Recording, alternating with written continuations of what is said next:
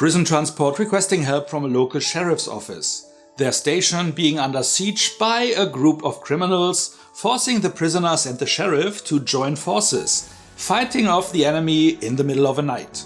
Sound familiar? Hi there, it's Micha. No, it is not Assault on Precinct 13.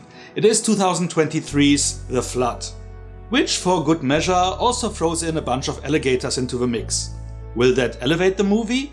Join me for a moment if you like to find out.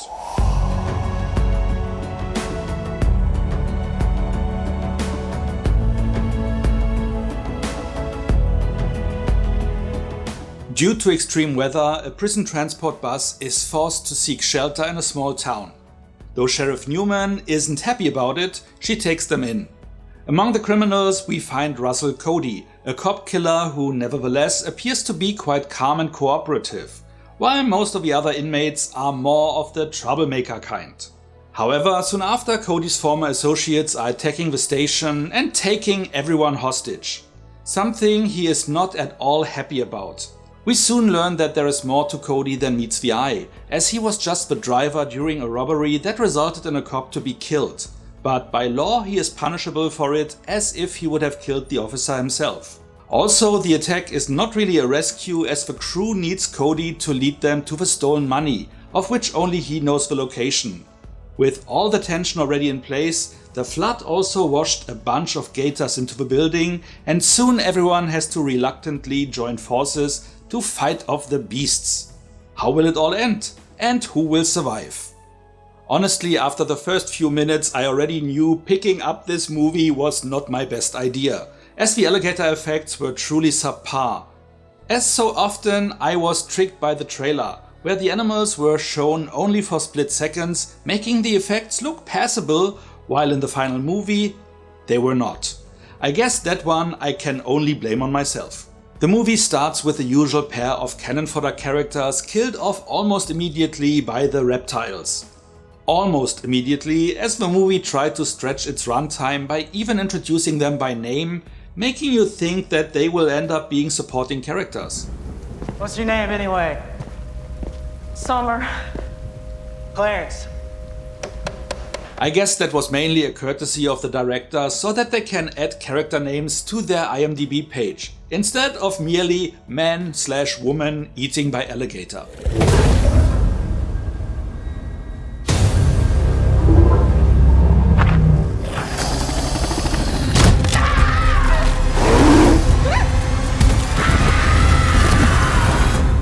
That was not the only thing to stretch out the runtime, which fortunately with 92 minutes still ended up being relatively short.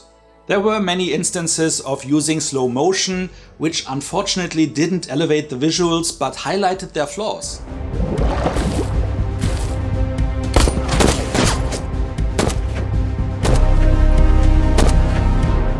There were some nice visuals in there as well, but the camera work was mostly uninspired, giving the movie an almost amateurish appearance. I mean, I should have expected something like this after realizing that Casper Van Dien and Louis Mandylor were leading the cast. And I don't mean that to rip on their acting skills, but to comment on their choice of movie projects. I honestly feel for Casper, as when he had his big break with Starship Troopers, he objectively wasn't the greatest thespian. However, since then he learned his craft but is only allowed to showcase it in movies like this. Did whatever I could to make money. Seems like as his skills grew, the movies he got offered got proportionally smaller. I was positively surprised by Nikki Whelan, who plays the sheriff and did a solid job there. It's not your fault. Basically the best she could do with what she was given by the script. Similar to Van Dien, she got some smaller roles in larger movies, like in Hall Pass, but since carved a place for herself with leading roles in smaller movies. One of which is the movie Man-Eater, another creature feature around a shark, which was produced by the same team that created this one. Would I have known that before? I might have opted to skip that one, but since I already own it, I might as well give it a go. Who knows, maybe the effects will be better than in this one. I hear it tastes like chicken. Where was I? Ah yeah.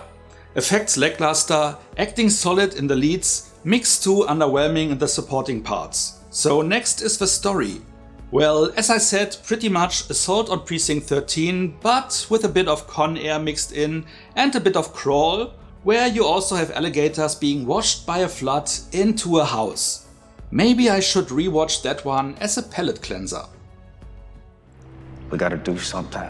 Early on you have a scene where the cops discuss loudly how to fight back, while the criminals are literally just standing a few steps away.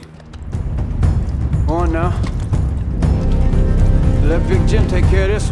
Then later on you have someone sacrificing himself to buy others the time to escape, just for them to stand around not doing anything, just waiting for him to die before they get into action. Let's go. In other words, the story and the screenplay won't rock your world either. The characters don't get any depth, with the supporting ones being the usual stereotypes, like the racist prisoner who is constantly hostile to the black inmate, which results in a truly laughable outcome. Give me a hand, I need help.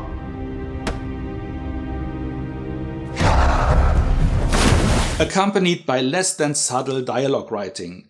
All the dialogue felt a bit clumsy for that matter. I could have been a cop.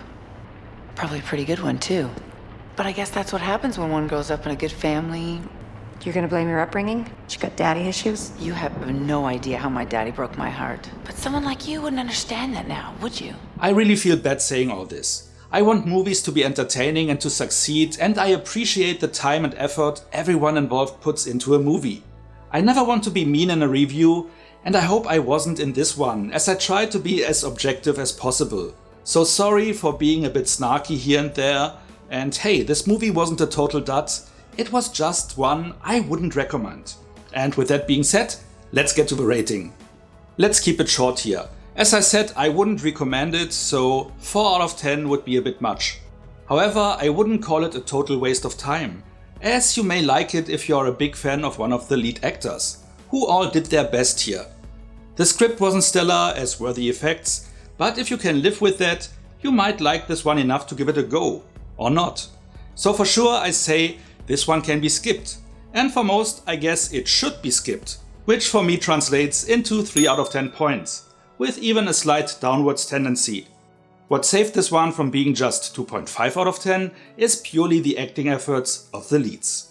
What about you? Are you familiar with the leads, a fan even, and still would want to give this one a go? What do you think about poor CGI effects like in this one? Are they a deal breaker for you, or can you live with them? Whatever you like to share, let me know in the comments. And if you enjoyed this video, feel free to like, share or subscribe. So much for now, see you next time, and thanks for watching. The movie starts with the usual pair of cannon fodder characters killed off almost immediately by the reptiles. I guess that was done mainly as a courtesy so that they can add character names to their IMDb page. Let's keep it short here. As I said, I wouldn't recommend it.